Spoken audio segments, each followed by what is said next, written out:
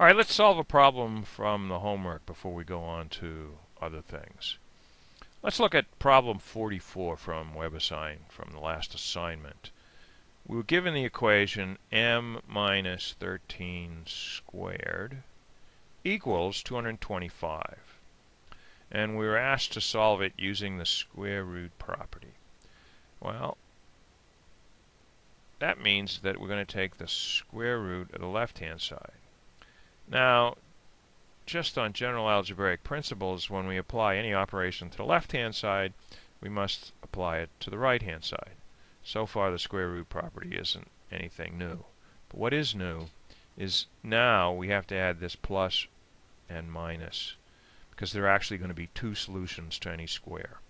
There's going to be a plus solution, and then there's going to be its opposite minus solution. So, for example, 16 is the square of 4. Well, the opposite of 4 is minus 4. And if I take minus 4 and square it, I'm going to get 16. Just as if I square 4, I get 16. So that's the new wrinkle that the square root rule puts into what is just general principles in algebra. Okay, and now that we have this set up, and this is set up nicely because this is a perfect trinomial square. I hope you recognize that when you were doing the homework. If you didn't, I'll come back and explain what a perfect trinomial square is again. In any case, this is nice because we have the square, but we're taking the square root of a square. Those are inverse operations, which mean they cancel each other. And that leaves us with m minus 13. And that's going to equal plus or minus the square root of 225. Well, the authors are generous. They gave us a nice simple problem. This is a perfect trinomial square. I'm sorry, this is a perfect square. So the square root of 225 is 15. So now to solve for m, we just add 13 to both sides. And that's going to cancel because it's 0. M plus 0 is just m. This is going to be 13 plus or minus 15. I can write these two solutions in a more standard way. Okay, and I just copy each equation. I break it out. 13, or each expression, 13 plus 15. 13 minus 15. 13 plus 15 is 28. 13 minus 15 is minus 2. Of course, at this point, we should plug our solutions into the equation and see if it satisfies the equation. But I think we can skip that step because the answer key agrees with the solution that we got. And let's assume we both did this right.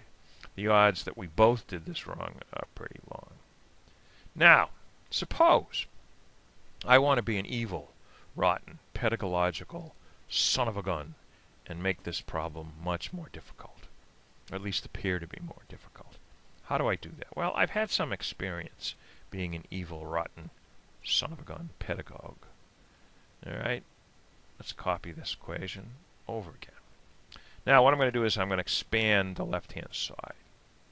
And I can do that in my head. That's pretty straightforward because I know the formula for a perfect trinomial square. M squared minus 26m plus 169 equals 225. And you're probably wondering, I don't remember that formula. What formula is he talking about? Well, I know this was some time ago. Let's just review.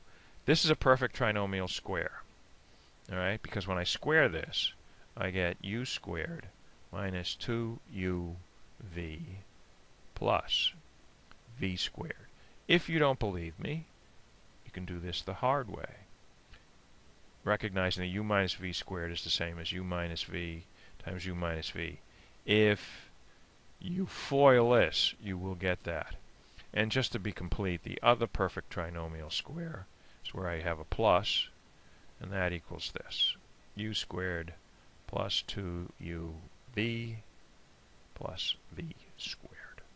Okay, so in our case, what are we dealing with? We got m minus 13 squared. Okay, I'm doing this again just to show you how I did this. So I know that u equals m and v equals 13. So u squared equals m squared. So that's going to equal m squared. Okay, what do I got next? I got minus 2uv. Minus 2uv. That's going to equal minus 2 times u. U is m. And what's v? V is 13. And I do a little bit of arithmetic. That's minus 26m. And v squared, well, I just square both of these sides. So v squared equals 13 squared, which is 169. And that's how I got this. So let's copy that again. Minus m squared minus 26m plus 169 equals 225. And, you know, somebody's going to look at that and they're going to see both of these things, both of these numbers are perfect squares. So let's hide the fact that we have perfect squares by putting it in standard polynomial form, or in this case, standard quadratic form. Evil, rotten teachers that we are. So I subtract 225 from both sides. And what do I get? I get m squared minus 26m. Okay, so I got minus 225 plus 169. The higher absolute value is with the 225, so I'm going to end up with a minus number. And I subtract the lower absolute value thusly. I have to borrow 1 from here. 9 from 15 is 6. 6 from, oops, that's not going to work, so I have to borrow 1 from here. 6 from 11 is 5, 1 from 0. Okay, so that's minus 56 equals 0. Aha!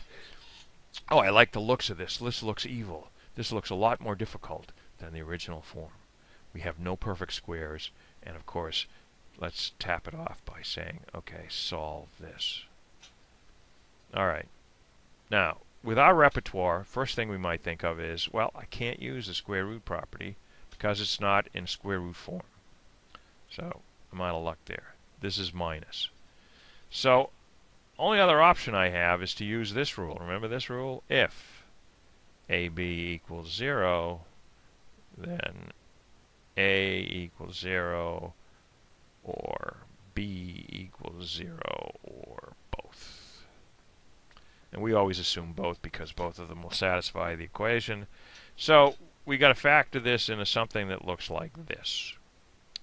All right, and I know this is going to be an m, right, because my leading coefficient is a 1. And this is minus. The only way to get a minus by multiplication is multiplying a plus times a minus. So now I have to look at the factors of 56. Well, let's look at the prime factors and see if we can juggle those into something. Uh-oh. We don't have a whole lot of factors here. This is prime. And this is prime. So, all right, well, let's guess and check. Minus 56. I'm sorry, not minus 56. Minus 23 times 2. Well, that's going to get us minus 56. That's promising. Let's add them and see what happens. Minus 23 plus 22 is going to give us minus 21. Uh-oh. Minus 21 is not equal to minus 26. No, that's not equal to minus 26, which is what we need. So we very quickly realize that this equation is prime, or at least the quadratic on the left-hand side is prime. There are no integers that I can put in here that are going to factor out. So that eliminates this rule. I can't use this rule. But you're probably wondering, wait a minute, evil, rotten, pedagogical son of a gun. I've already solved this problem using this rule. But to use this rule, I had to have this as a perfect trinomial square. Well, I can make it a perfect trinomial square, right? Sure I can. All right, so let's make it a perfect trinomial square. All right, I copy it again. Minus 56 equals 0. Okay, how am I going to make it a perfect trinomial square? Well, let's get rid of this, because that's not helping us. All right, and we already have the benefit of having solved this. we know this has to go on the right-hand side anyway, so we're kind of cheating. Oops, almost forgot the m. So that's m squared minus 26m equals 56. So now the question of the hour. What do I put in here? Right? This is going to be plus something. What do I put in there to get a perfect trinomial square? So that I get something that looks like this, m plus a squared. Right? Because then when I take the square root, I'm going to get m plus a. Okay, what do I put in there? All right, let's look back at this. Oh, wait a minute. Here's a 13, which is half of 26. And of course, 13 squared is 69. Well, that's it. I'm going to put in 13 squared. Oh my goodness. Of course, if I do it to the left-hand side, I've got to do it to the right-hand side. Okay. I think we're onto something here. So now this is a perfect square. This is going to be m minus 13 squared equals 56 plus 169. This is going to be m minus 13 squared equals 225. Guess what, ladies and gentlemen, boys and girls? We have this in the original form that we already solved. So we solve it and we get these two answers. All right, the technique, this is called completing the square.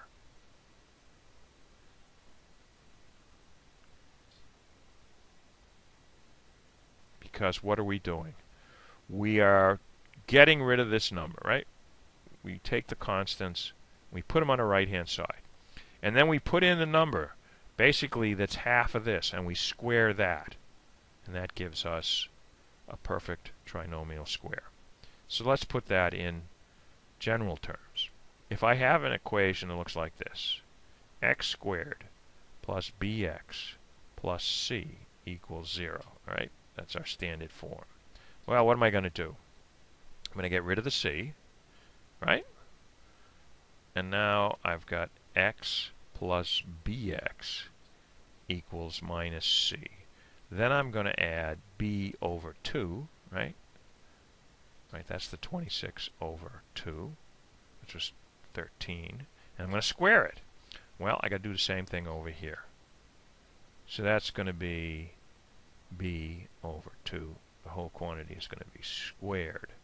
And now this is going to reduce to x plus b over 2 squared equals this whole mess, minus c plus b over 2 squared. Now the reason I did this is, you notice I didn't say what b and c is. They can be any number at all.